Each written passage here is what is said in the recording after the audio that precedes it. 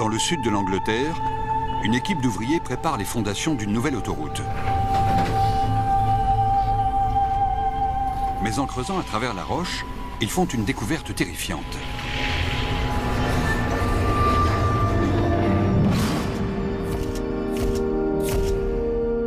Il s'agit d'un tombeau de fortune où reposent des squelettes humains décapités.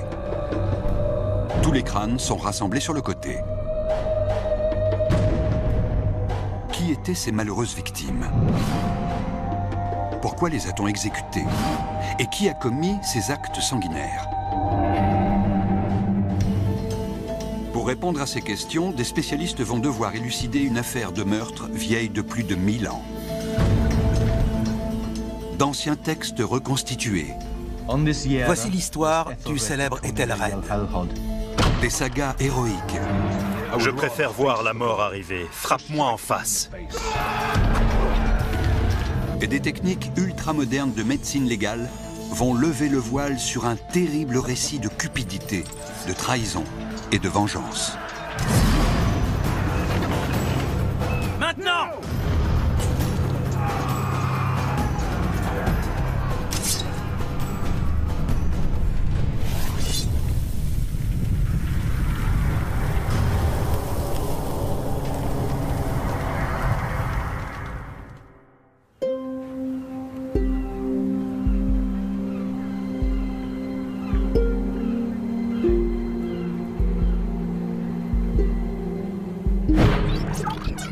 Dans le Dorset, en Angleterre, au croisement d'une route romaine et d'une voie ancestrale appelée Ridgeway, une petite colline abrite une incroyable sépulture.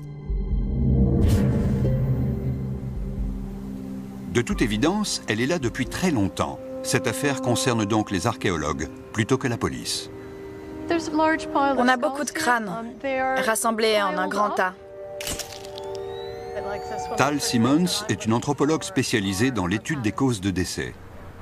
Je n'ai jamais vu ça. C'est rare de voir des décapitations à grande échelle. Jusqu'à présent, je n'avais connu qu'un seul cas de squelette sans tête. C'était en Bosnie. Cette tombe est tout aussi macabre qu'une scène de crime moderne. Ça fait froid dans le dos. J'ai du mal à assimiler l'ampleur de la chose devant cet amas de restes humains. Et les crânes sont bien à part. De toute évidence, il s'agit d'une atrocité. Ce que vous voyez là témoigne d'un moment affreux dans l'histoire de l'humanité. Il s'est passé quelque chose de terrible ici.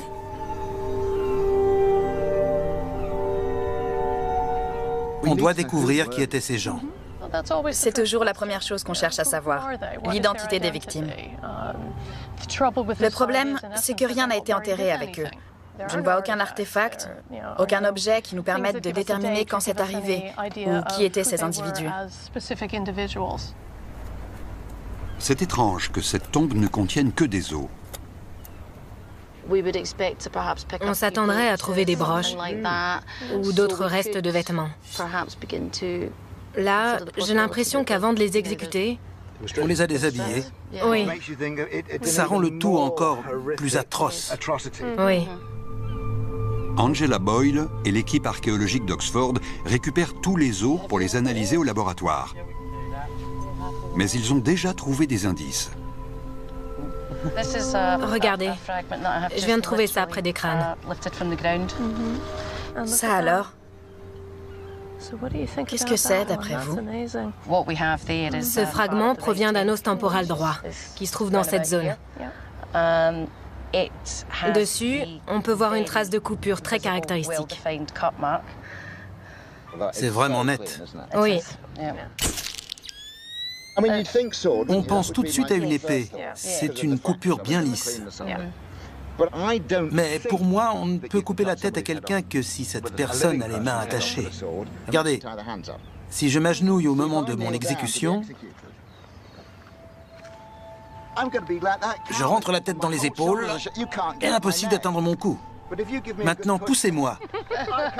Sans les mains, j'ai immédiatement ce réflexe pour ne pas tomber. D'accord. Je recule les épaules et je lève la tête. Ah, je vois. C'est sinistre, hein? Alors, pour exécuter quelqu'un, il faut d'abord lui attacher les mains. Mais apparemment, Ouais. aucun n'avait les mains liées. Est-ce qu'ils ont été exécutés? Ou est-ce qu'ils ont été décapités après leur mort? C'est ça la question. Voici les quelques indices trouvés sur le site. On dénombre 54 squelettes, mais seulement 51 crânes. Les victimes étaient nues, leurs mains n'étaient pas attachées et les cadavres ont été jetés dans la fosse. Ces individus sont-ils morts au combat, lors d'un massacre ou lors d'un sacrifice particulièrement violent? Ces ossements contiennent des indices cruciaux qui permettront peut-être de résoudre le mystère de ces atrocités.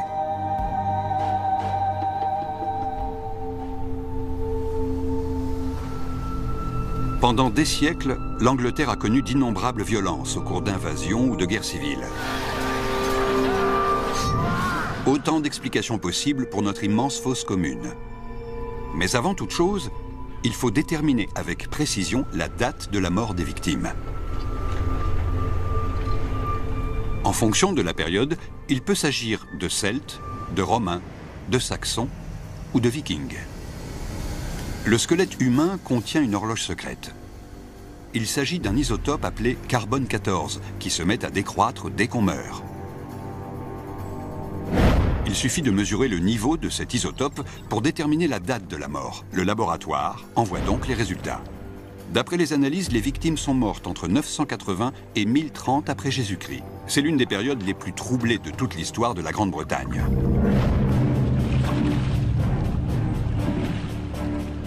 Il y a 1000 ans, l'Angleterre anglo-saxonne fut attaquée par des guerriers païens appelés Vikings.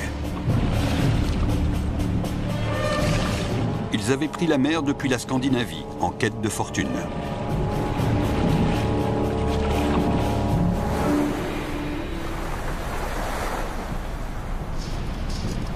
L'archéologue Britt Bailey a grandi au Danemark, un pays marqué par l'héritage des Vikings. Depuis sa plus tendre enfance, elle est fascinée par l'histoire de ses ancêtres et de leurs conquêtes destructrices. Elle vient d'arriver sur la côte sud de l'Angleterre. C'est ici qu'ont commencé les violences de l'âge des Vikings. La sépulture se trouve là-bas. Mais c'est ici, sur l'île de Portland, qu'a eu lieu le premier raid viking en Angleterre dont nous ayons connaissance.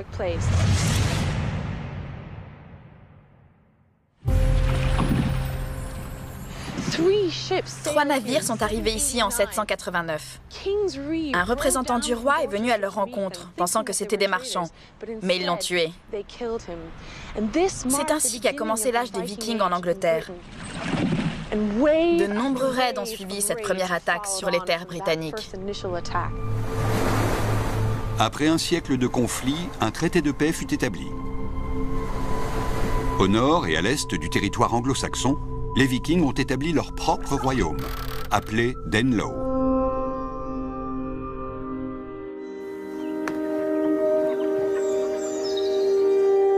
La Grande-Bretagne connut 100 ans de paix relative, permettant au royaume anglo-saxon de prospérer.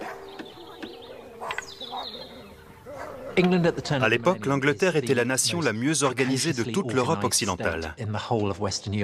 Les anglo-saxons avaient une seule langue, une seule religion et une seule hiérarchie politique, permettant au roi de dominer l'ensemble du territoire.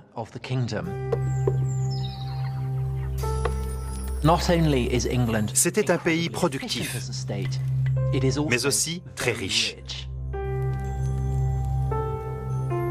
Mais une grande fortune entraîne parfois une grande vulnérabilité.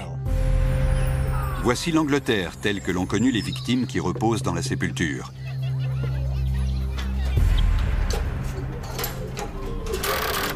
Maintenant que les os ont été déterrés, leur position est enregistrée pour créer une carte virtuelle de la fosse commune. L'archéologue Angela Boyle se lance dans l'analyse de chacun des 54 squelettes. Cette découverte est unique. Il n'y a rien de comparable. C'est vraiment passionnant. Mais on se sent un peu triste. Parce que manifestement, tous ces malheureux ont connu une fin atroce. Les 54 individus étaient des hommes. C'était donc sans doute un groupe de guerriers, étant donné l'époque à laquelle ils ont vécu. Angela commence son analyse des ossements avec la première victime qui se trouvait tout au fond. Le squelette n'était pas complètement développé. Regardez, l'extrémité de cet os long n'est pas complètement soudée, comme l'indique cette ligne. Il est donc facile d'estimer l'âge de la victime.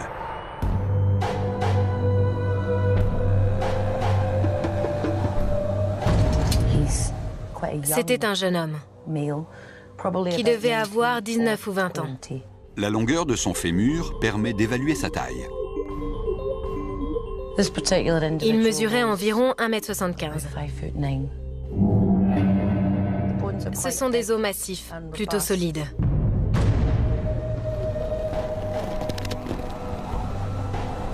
On peut remarquer un détail intéressant. Le haut de son corps était plus développé, plus robuste.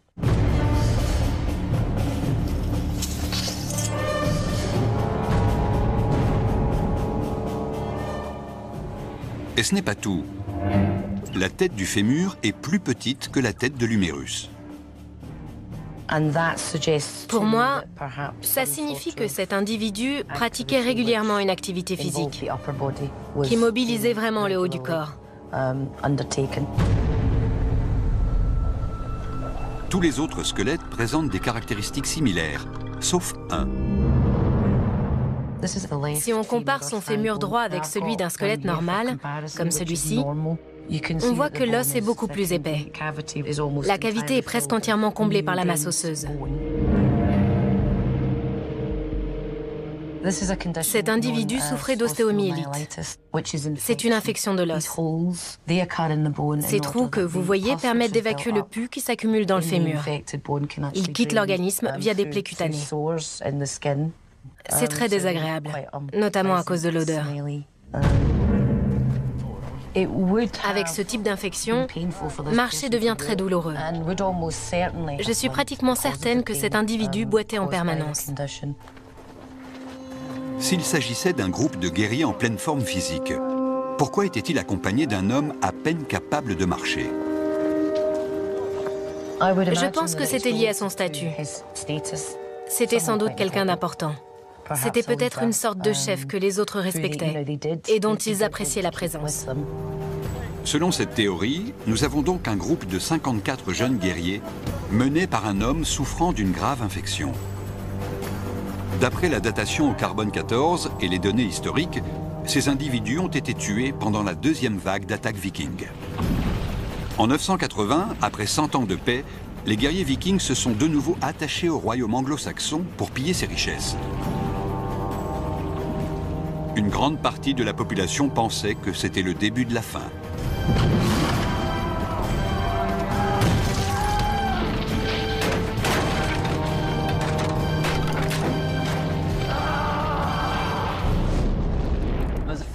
À l'approche de l'an 1000, les anglo-saxons commençaient à se dire que cette période d'ordre et de prospérité était sur le point de s'achever. Tous ces désastres semblaient être des signes avant-coureurs de l'effondrement de leur société et du jugement dernier.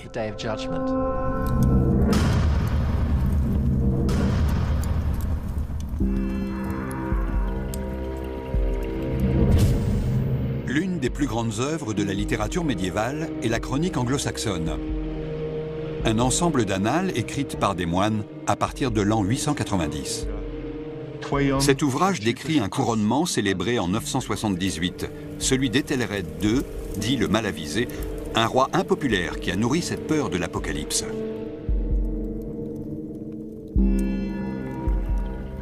En cette année, Ethelred fut sacré roi, le 14e jour après Pâques.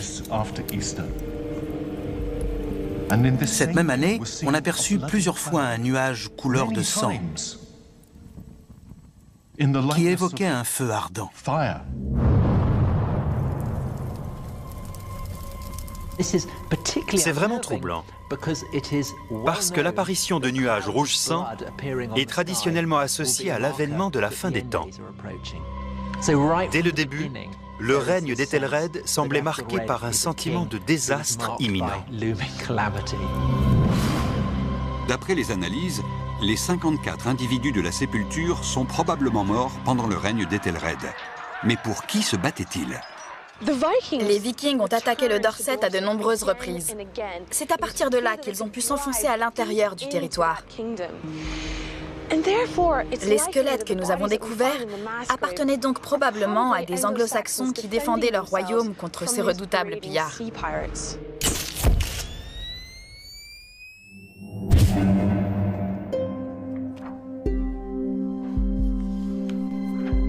Britt étudie la sépulture pour confirmer cette hypothèse. Mais la tâche n'est pas simple. Ce type d'enterrement ne correspond pas vraiment aux anglo-saxons de l'époque. Comme ils étaient de confession chrétienne, ils creusaient généralement des tombes près des églises, en orientant les corps vers l'ouest. Alors qu'ici, on dirait que les cadavres ont été jetés pêle-mêle dans la fosse, ce qui était traditionnellement lié à une forme de déshonneur. Mais ça ne correspond pas non plus à un tombeau viking. Les guerriers scandinaves honoraient généralement leurs morts en enterrant des armes avec eux, comme cette épée qu'on a retrouvée dans une tombe située à Repton. Dans une sépulture viking, on aurait également retrouvé des parures vestimentaires, comme ces boucles ouvragées, qui constituent un signe d'importance et de richesse.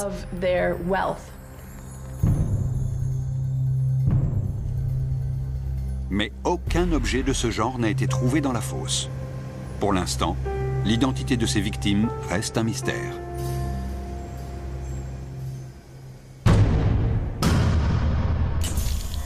Pour que l'enquête avance, il faut faire appel à la science. L'histoire de la vie de chaque individu est enregistrée dans ses dents.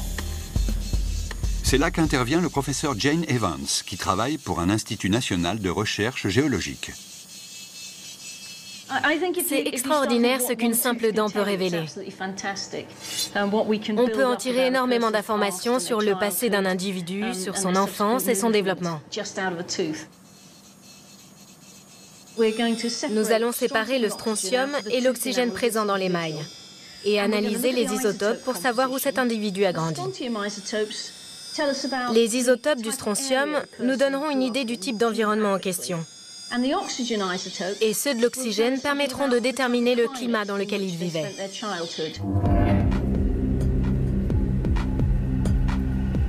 L'émail des dents se forme pendant l'enfance et sa composition reste la même jusqu'à la mort et au-delà.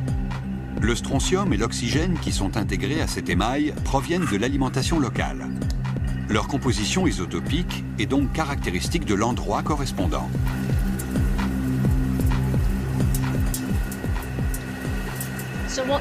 Cette machine est en train d'analyser la composition isotopique du strontium qui a été prélevée sur la dent.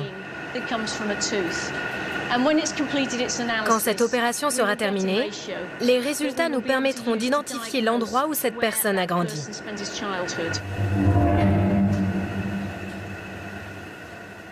C'est formidable de s'asseoir devant le spectromètre de masse et de voir arriver les résultats de l'analyse. On se dit, je suis la seule à savoir ça. On a envie de courir dans un autre labo pour le dire à quelqu'un. Mais d'abord, on vérifie tous les calculs. L'hypothèse la plus probable est la suivante.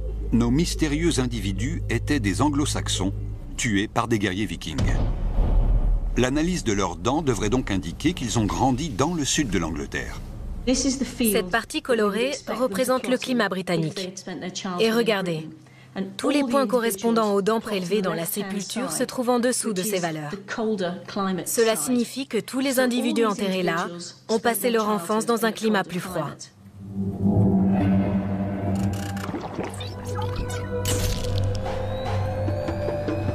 Britt vient de recevoir les résultats des analyses de Jane, qui sont pour le moins surprenants. Apparemment, les victimes qui se trouvent dans la sépulture ne venaient pas d'Angleterre. Ils n'étaient pas anglo-saxons. Ils ont grandi en Scandinavie. C'étaient des Vikings.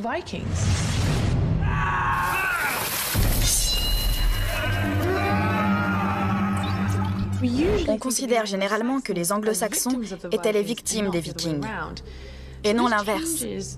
On va devoir complètement revoir notre analyse de la sépulture. C'est un véritable retournement de situation. Britt doit maintenant chercher pourquoi 54 Vikings ont été décapités.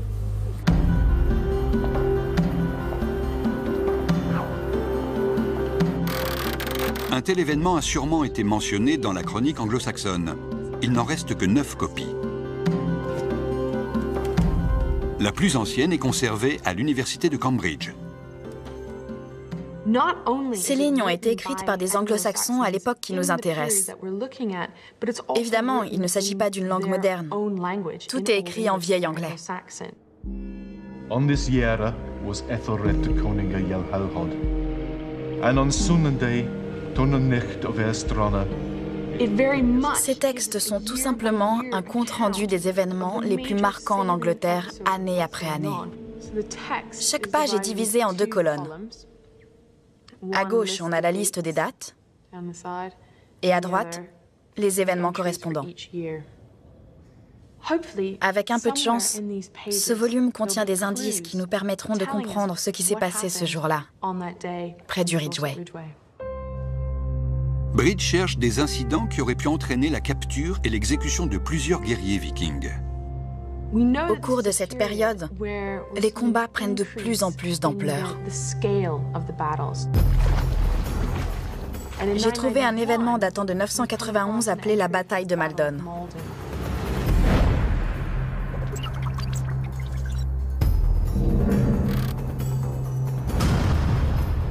Olaf Tryggvason attaqua Folkestone avec 93 vaisseaux.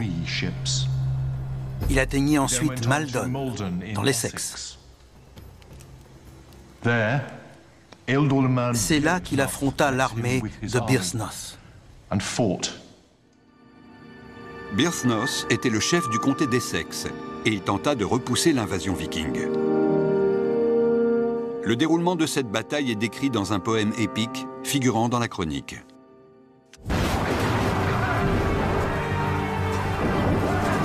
Le comte se dressait parmi ses fiers soldats, tout prêts à protéger leur patrie et leur roi.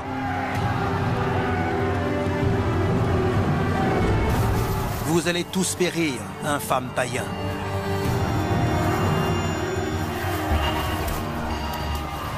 De son large fourreau, Byrhtnoth tira l'épée. Courant vers l'ennemi, il frappa sans pitié. Plusieurs Saxons tombèrent et rougirent le sol. Mais tous reprirent courage au son d'une parole. Byrhtnoth, épée en main, les poussait à lutter. Son adversaire vaincu s'effondra à ses pieds.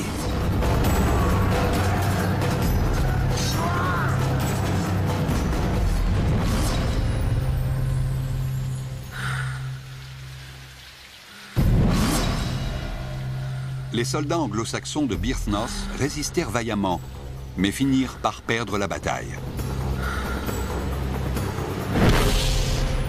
D'après le poème, de graves blessures furent à déplorer, aussi bien chez les Vikings que chez les Anglo-Saxons. Est-ce que nos 54 victimes étaient des prisonniers de guerre?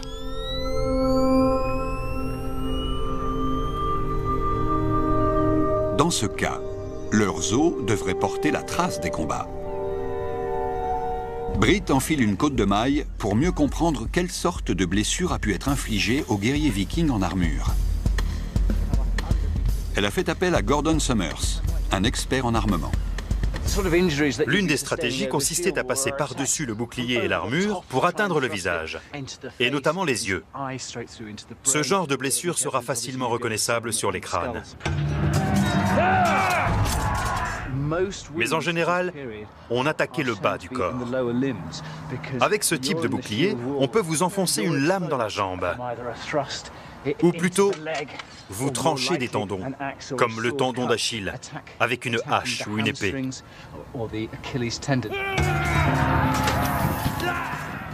Si je vous coupe les tendons, vous vous effondrez comme une marionnette sans fil. Vous ne pouvez rien y faire. Donc, si nos individus sont morts au combat, on devrait remarquer des traumatismes au niveau des jambes ou de la partie exposée du cou et de la tête. Et sur le bras avec lequel ils se battaient. Tout à fait. Imaginons que je me batte avec une hache. Si vous m'attaquez de face, je vais chercher à frapper ici. Et je ne m'arrête pas aux muscles. Le but est de trancher l'articulation, pour vous mettre complètement hors d'état de nuire. Britt a maintenant une idée assez claire des blessures liées à une bataille. Elle retourne au laboratoire d'Oxford pour voir si les squelettes portent ce genre de séquelles. Vous avez aperçu des traumatismes sur les os des jambes correspondant à une arme blanche? Non. J'ai été surprise de constater une absence presque totale de traumatisme, à part les décapitations. Angela n'a relevé aucune blessure de guerre, à une ou deux exceptions près. Quelques-uns des squelettes présentent un traumatisme à la main gauche correspondant à une arme tranchante. Ils ont sans doute cherché à se protéger d'une attaque en levant la main. Avec si peu de blessures, les victimes ne sont certainement pas mortes au combat.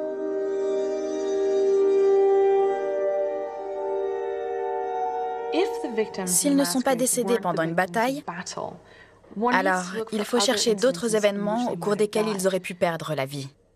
La chronique anglo-saxonne mentionne également le massacre de la Saint-Brice. À l'aube du nouveau millénaire, la prédiction de l'Apocalypse semblait sur le point de se réaliser. Les attaques vikings étaient de plus en plus nombreuses.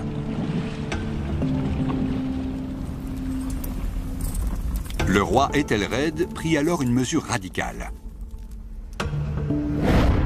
Le 13 novembre 1002, fête de la Saint-Brice, est l'un des jours les plus sombres de l'histoire de la Grande-Bretagne. Le roi ordonna l'exécution de tous les Danois qui vivaient sur les terres anglo-saxonnes.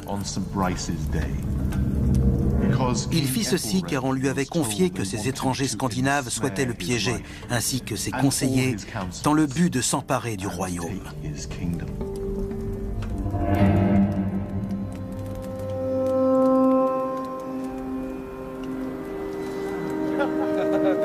Certains considèrent que le roi était devenu fou. Mais je pense qu'au contraire, il était persuadé de pouvoir reprendre le contrôle de son royaume.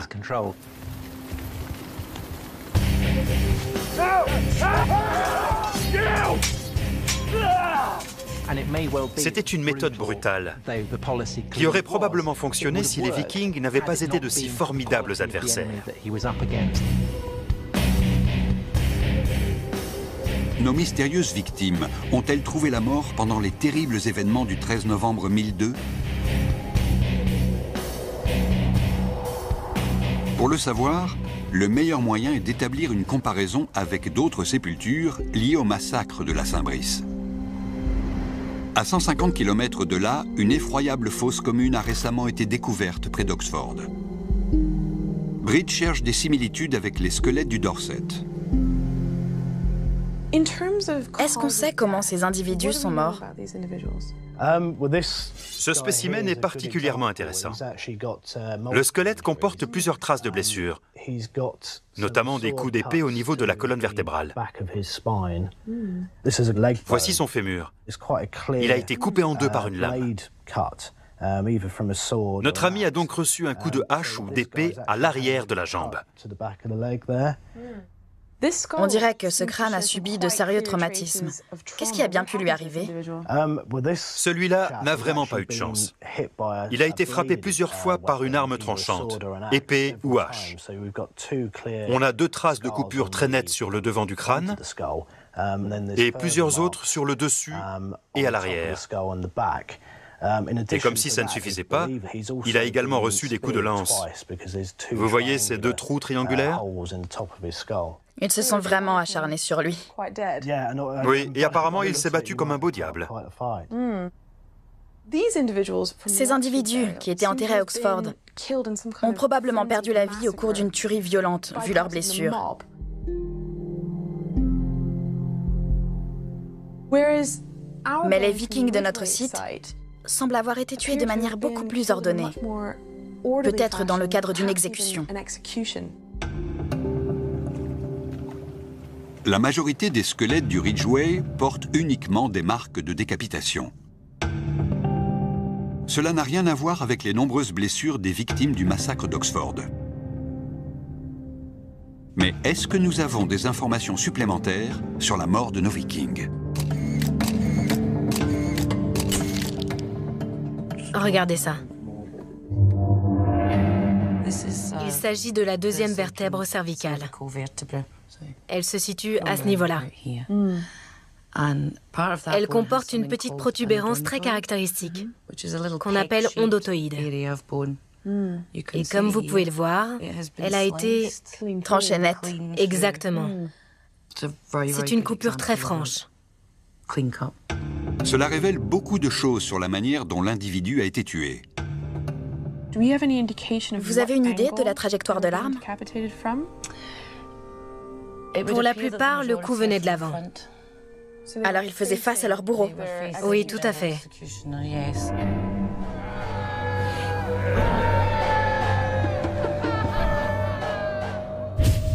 Est-ce que toutes les exécutions ont été aussi nettes? Pratiquement, oui. Seules quelques victimes semblent avoir reçu 2 ou 3 coups.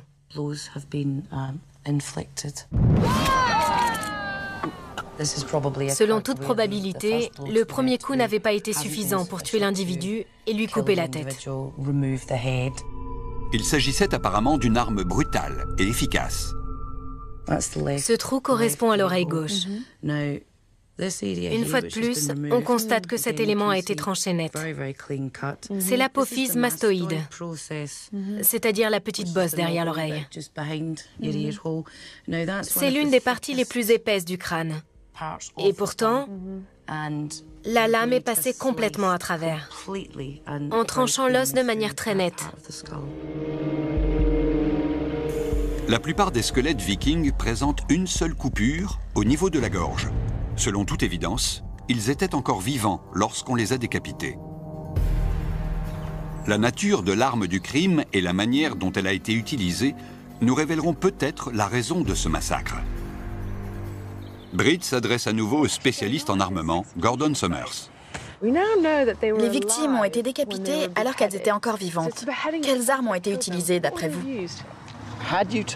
Si la décapitation avait été effectuée post-mortem, j'aurais opté pour la hache.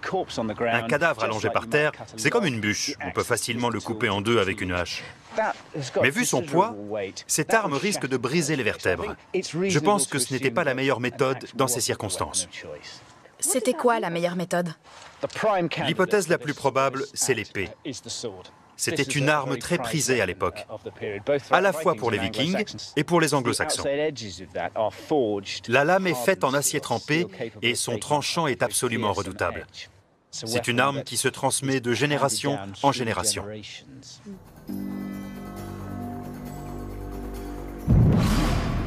Gordon va nous faire une démonstration de la puissance d'une épée anglo-saxonne sur le cou d'un agneau.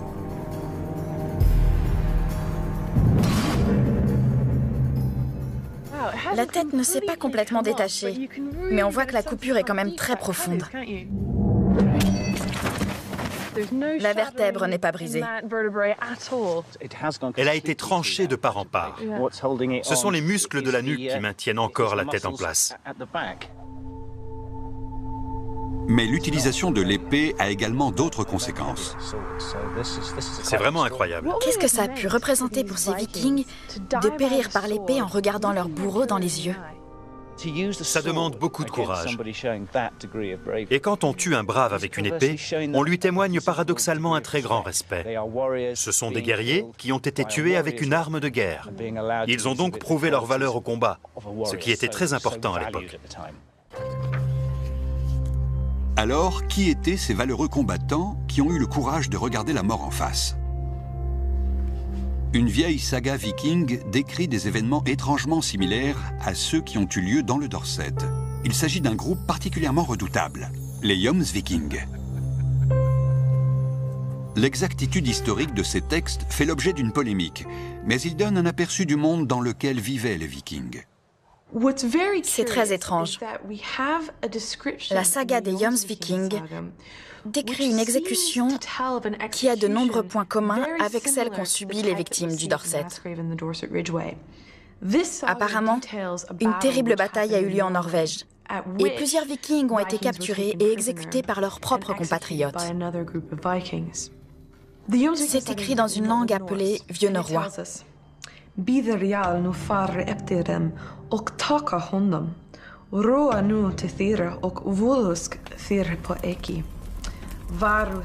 Le Seigneur ordonna à ses hommes de les rattraper et de les capturer. Les Vikings n'opposèrent aucune résistance.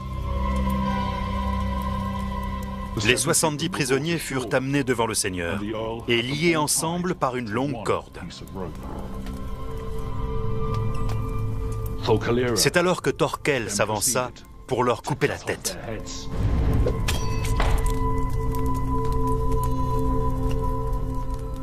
Le Viking dit « Je suis heureux de mourir, comme tous mes compagnons, mais je refuse d'être abattu comme un mouton. Je préfère voir la mort arriver. Frappe-moi en face et vois par toi-même si je faiblis. »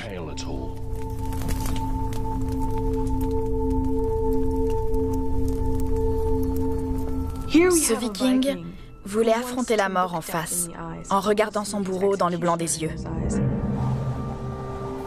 Il voulait mourir comme un brave.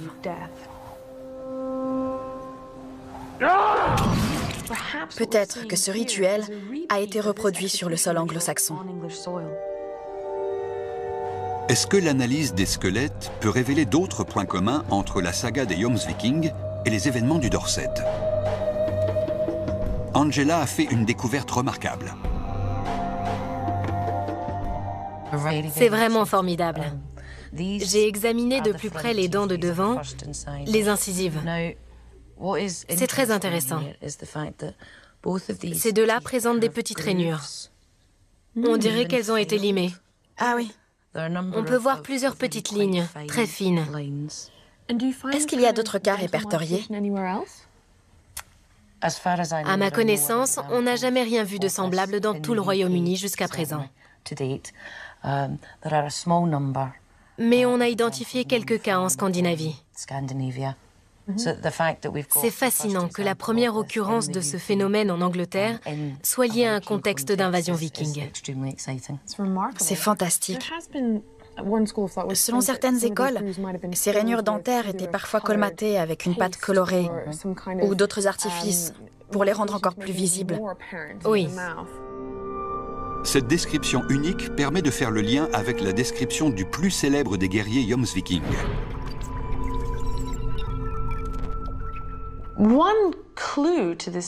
Le phénomène que nous avons constaté sur les dents nous a fait penser à un individu de très haut rang à l'époque des Vikings, le roi Harald à la dent bleue.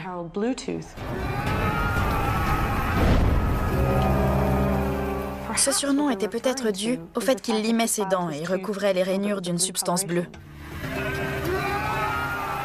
Selon les sources médiévales, Harald a fondé les Jomsviking, un groupe de mercenaires très redoutés.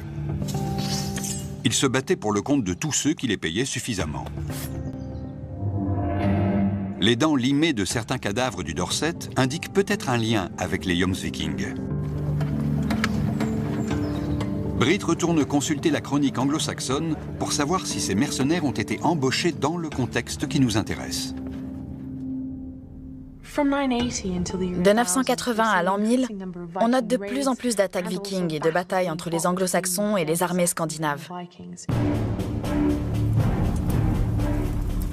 Une grande hostilité régnait sur les terres anglo-saxonnes. Les Vikings pillaient et brûlaient tout sur leur passage. D'après la chronique, le roi Ethelred a versé des sommes d'argent considérables aux Vikings pour mettre un terme à ces attaques. Pour que les hommes du Danemark cessent de semer la terreur sur les côtes anglo-saxonnes, il a été décidé de les payer.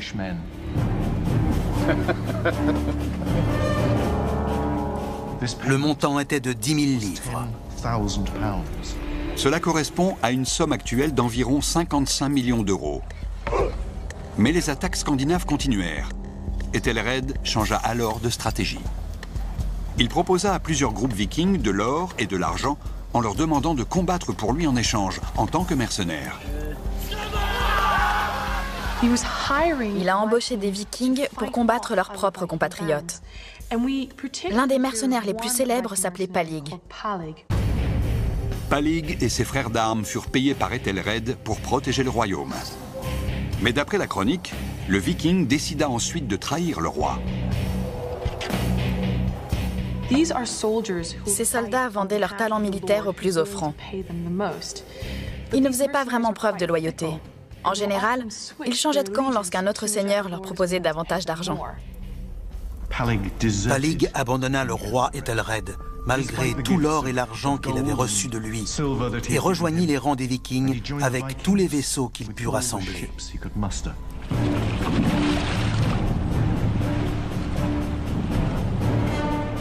D'après les analyses, les cadavres de la sépulture étaient probablement des mercenaires vikings. Ils ont peut-être été punis pour leur trahison.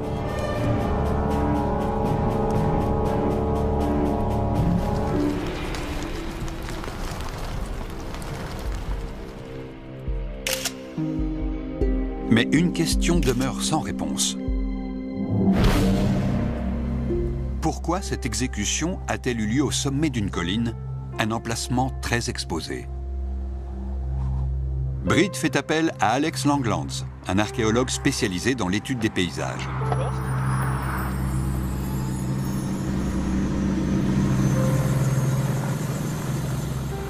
Vous êtes inquiète, Britt? Pas du tout. Mais je sais que vous, oui. Ça va aller. Oui, je suis mort de peur. J'espère seulement qu'une fois sur place, on aura une vue superbe qui me changera les idées.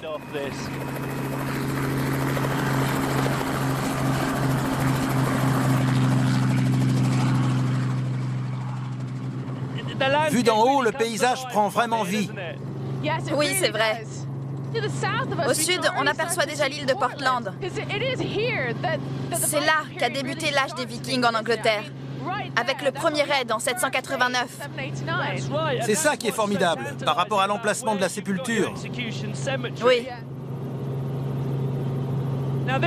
Voici le site de l'exécution. Il se trouve ici, à la jonction de ces grandes routes.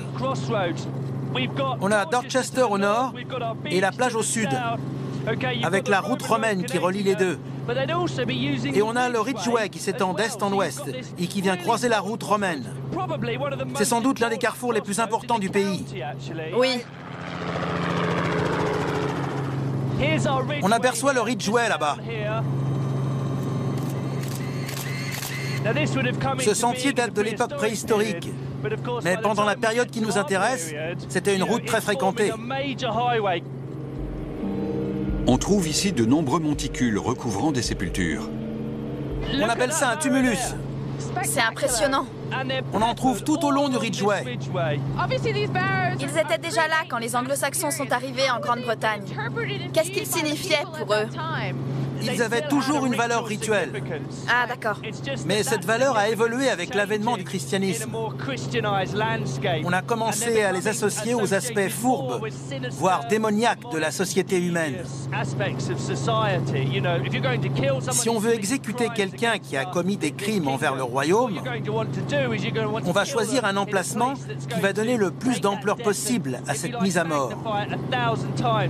Tuer quelqu'un à proximité d'un tumulus avait donc une signification très profonde à l'époque, à la fois pour les anglo-saxons et pour les vikings.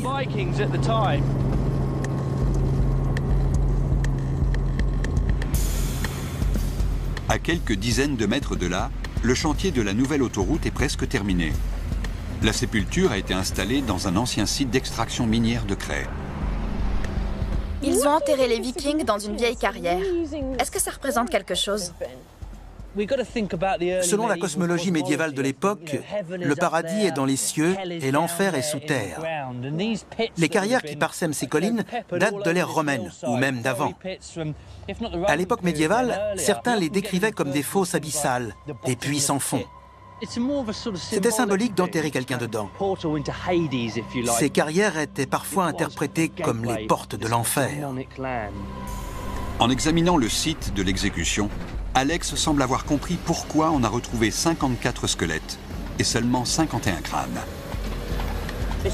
C'est un emplacement très visible. Depuis ce monticule, on aperçoit l'île de Portland, on aperçoit Weymouth. On peut même voir Dorchester et tous les gens qui empruntent cette route. Il fallait indiquer aux habitants des environs qu'on avait exécuté des traîtres ici.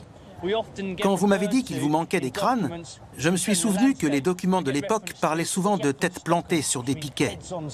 D'accord. Alors si ça se trouve... Vous pensez qu'ils ont pris les têtes de certaines victimes et qu'ils les ont plantées sur des piquets pour avertir ceux qui passaient sur cette route? Exactement. C'était une mise en garde, non seulement pour les Vikings et autres pillards, mais également pour la population locale. C'était une manière de dire « Je suis le roi, c'est moi qui commande ».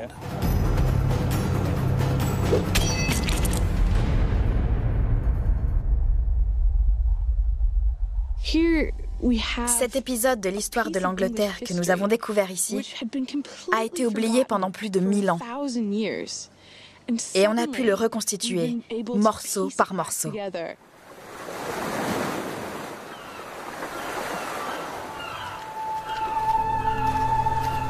Nous avons maintenant une image très claire de ces terribles événements.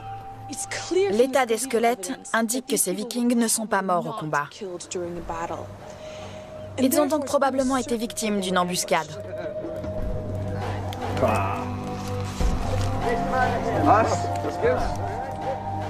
Maintenant!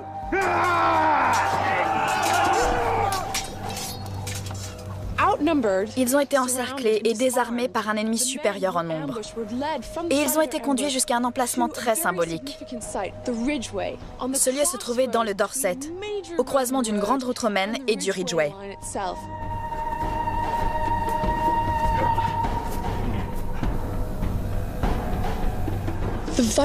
Les Anglo-Saxons ont emmené les Vikings tout près d'un tumulus, que l'on associe traditionnellement aux païens et aux forces du mal.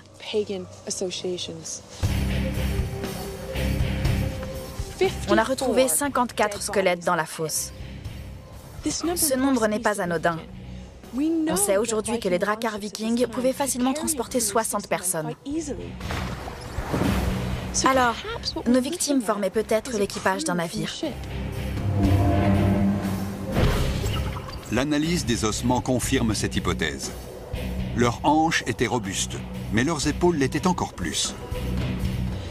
Plusieurs individus avaient le haut du corps très développé. On peut tout à fait supposer qu'il s'agissait de rameurs.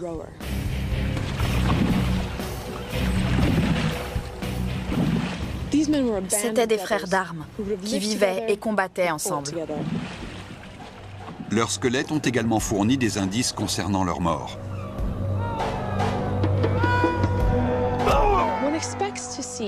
Quand on parle de décapitation, on imagine généralement le bourreau qui frappe par derrière, sur la nuque. Mais là, le coup venait de l'avant. Les Vikings partaient au combat en quête d'honneur et de gloire. Nos 54 victimes n'avaient pas peur de regarder la mort en face. Ils voulaient mourir avec leur honneur intact.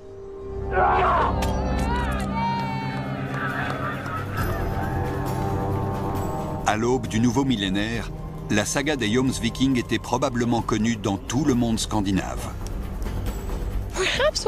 Nos mercenaires vikings ont peut-être voulu mourir de la même manière que les grands héros des sagas nordiques. Ils ont vécu et combattu ensemble. Ils voulaient mourir ensemble.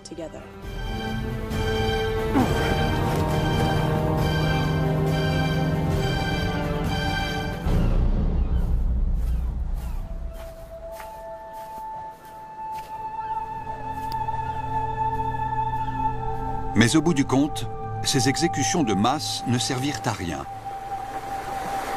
Le monde des Anglo-Saxons était condamné. Le royaume d'Ethelred s'effondra et les Vikings s'emparèrent de toute la Grande-Bretagne.